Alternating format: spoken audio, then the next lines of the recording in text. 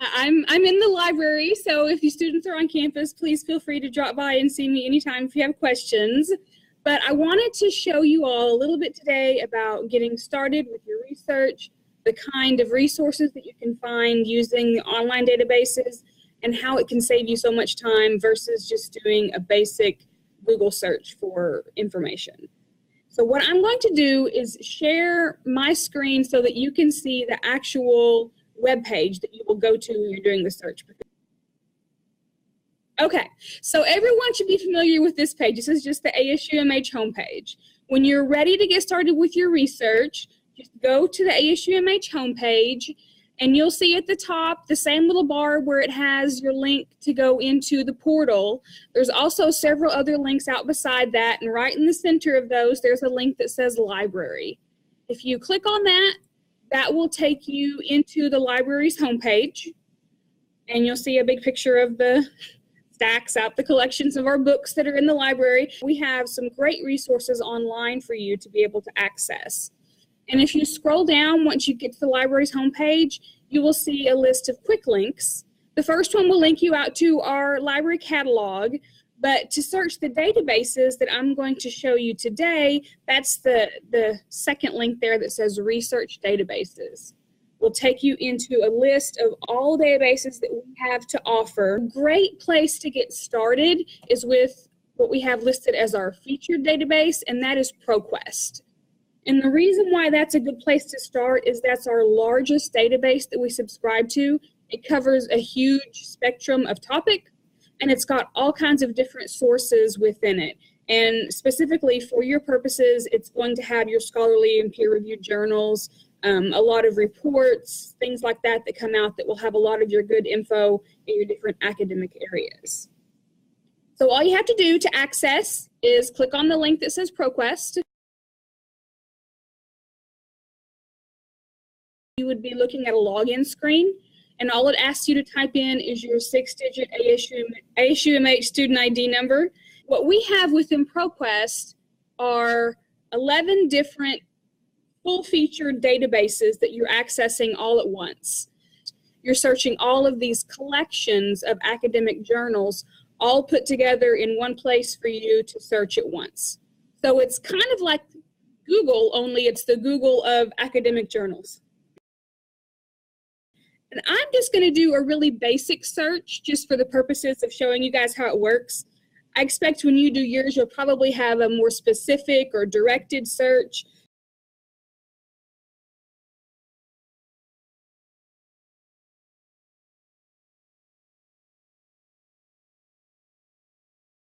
Now you'll notice, since I picked such a broad topic, when I did my search, it came back and told me that I had over 9 million results. That's probably telling me you maybe want to be a little more specific on that search, but that's also good for us because I can show you all some of the great tools that these databases have to narrow your search down. By default, we've already searched just for full text. That's what this check mark was. So it's only bringing us back articles where we can access the full text online right now. But another thing that you'll want to think of, and a lot of instructors will ask you to use, are peer-reviewed journals. And that just means that they have gone through, here's a little description of what peer-reviewed means. It means that the editorial process involved review and approval by the author's peers, experts in the area, so you can feel like the information you're getting has been vetted and people have gone through and checked to make sure it's accurate. And we're going to redo that search with that check mark that says peer-reviewed. And you'll notice we dropped down from over 9 million to 154,000. That's a huge difference. And that also gives you an idea of how large ProQuest is, because it does contain peer-reviewed as well as some non-peer-reviewed sources. In this case, a lot of non-peer-reviewed. But now we've dropped down to just 154,000. That's still a lot of things to look through. I would never expect you to go through 154,000 results to find your sources, but there are also other options to keep narrowing down. All of these things here on the left-hand side, kind of where I've got my mouse, you can go through, but maybe the most useful one for students is this one that says publication date. And that allows you to narrow your search just to a certain range of years. Let's say I want only something, let's say in the last 5 years, so 2010 to current.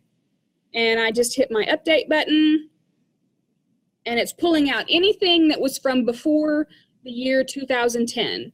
And we went from 151,000 results down to 51. So we got rid of another 100,000 results that really weren't fitting what we wanted for our search. You might want to just start looking through the type of results that are coming up, and that's right down the center of your screen. You'll see all of these are articles of some sort that are being listed. A nice little feature that ProQuest offers is this preview tab over on the side. If you put your mouse over that, it's just going to pop up and give you a short abstract or summary of that article. So instead of having to click on every single one to go in and see what they're talking about in that article, you can go through and read a few summaries and ask, oh, okay, that's kind of what I was looking for my paper. I want to learn about crime victims' rights. So you say, okay, this is a good article for me. All you have to do is click on that title link, and it will take you into the record for this particular article. And this one is available as a PDF version. You'll see them as an HTML, which means it's just literally typed on the screen in front of you, or as a PDF. You get the same content, it's just presented in 2 different formats. So the nice thing about the PDF is they're really easy to save and email to yourself. You can use this download PDF button on the side. If you want to save it to a flash drive or send an email to yourself to read later, it's really easy to work with that way.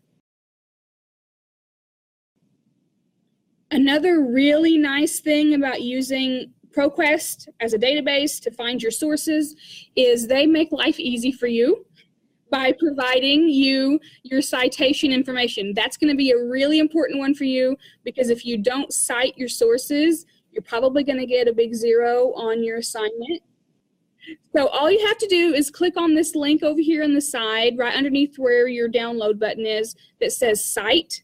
And that will pop up a window right in front of you and will give you the citation for this specific article. And most classes on campus do use APA, and that's why we have it set as our default for ProQuest to come up in the APA format. But just so you know, you can have it switch around if you have a specific course where they're asking for another type. But by default, it'll bring up an APA for you. And then you just copy paste into your document, and whoop, there you go. You're good to go with your citation. And then once you are done with a particular article that you're in, there's a link that says back to results. And that just takes you back to your results page we were just on to continue looking through and finding more articles on your topic.